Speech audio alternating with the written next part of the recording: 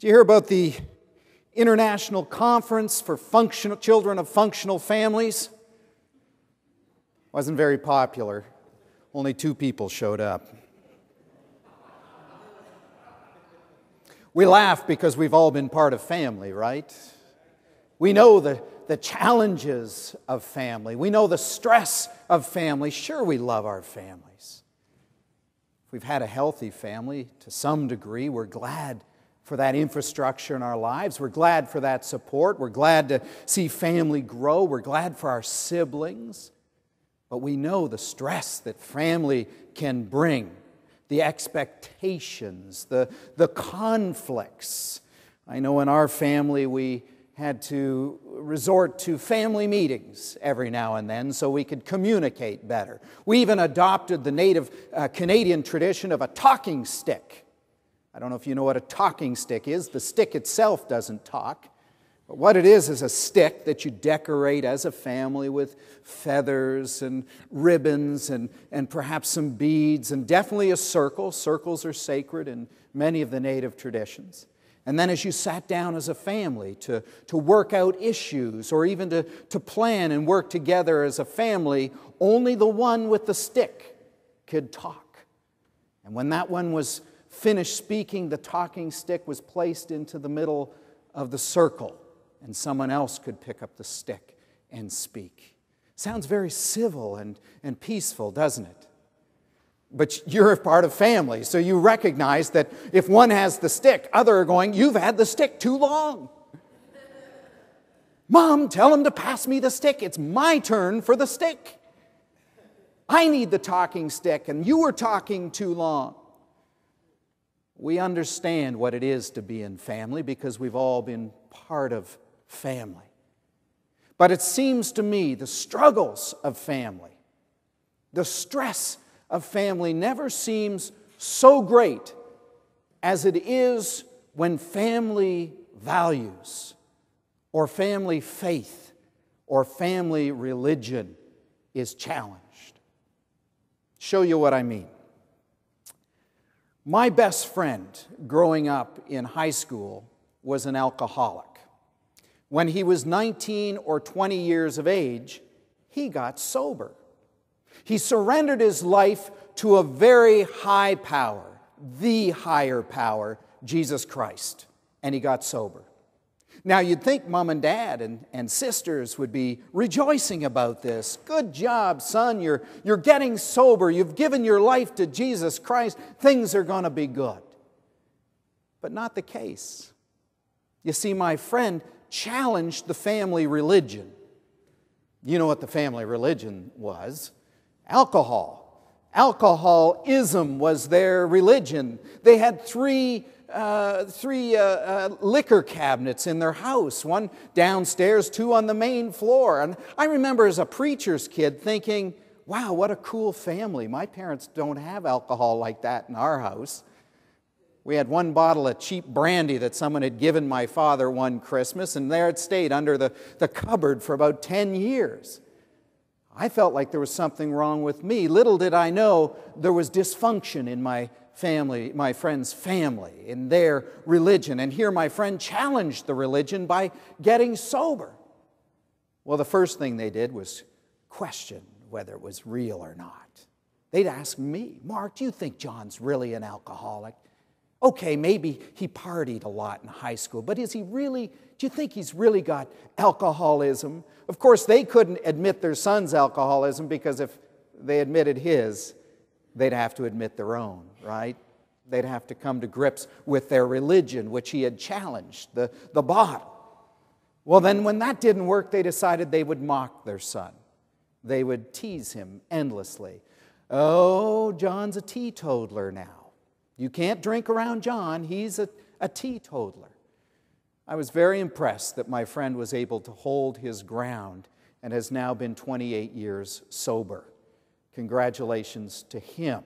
And congratulations to all you who in one way or another perhaps stood up to the family religion, whatever your family's religion has been.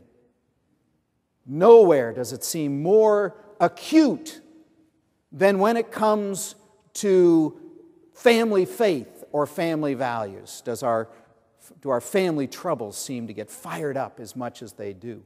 It's no wonder that Jesus himself said, when it comes to family, don't think that I've come to bring you peace.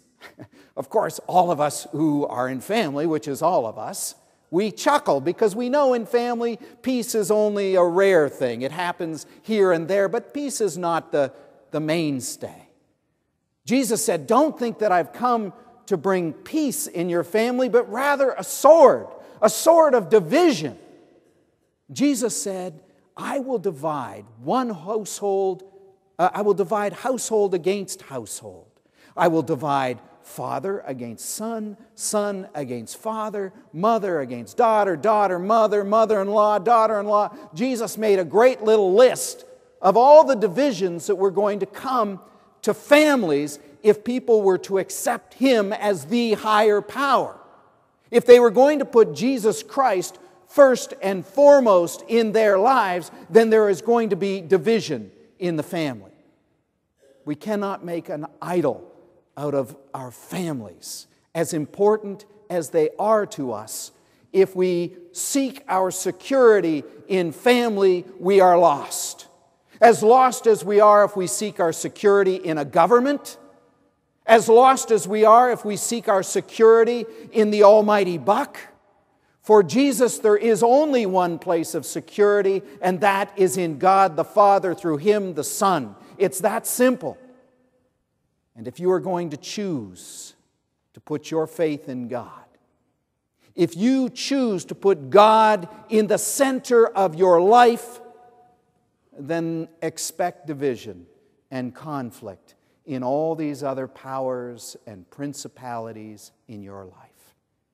I think it's interesting that in our day and age, one of the biggest political organizations in our current political scene is a group called Focus on Families.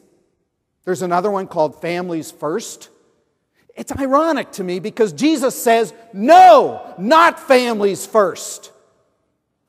No, not government first, not money first, not any other power or principality first. God first, then all else will fall in place.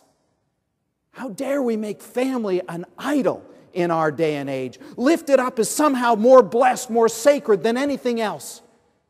And we in the Christian church are as guilty as any other organization about lifting up family as if it's somehow greater than God.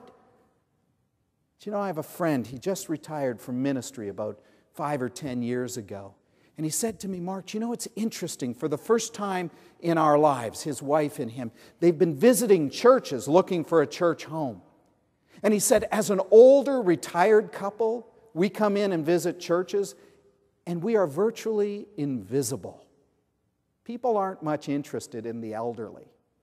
But you see a young family walk in with children or teens, and especially if it's that conventional mom, dad, and the 2.3 kids, my goodness, the greeters just swarm them, just surround them. We want families.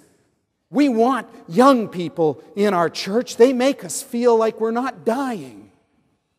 The fact of the matter is, you and I both know we are dying, and that's why we have our faith in Christ, because He offers us resurrection, new life.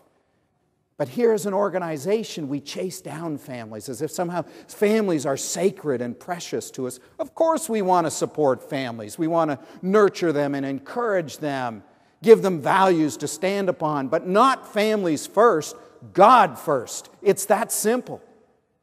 How often do we tell couples preparing to get married that if God is not the center of your relationship hardly stands a chance? You denigrate into him, me first, her first. You know, if God's not center, we don't have the strength to stand upon.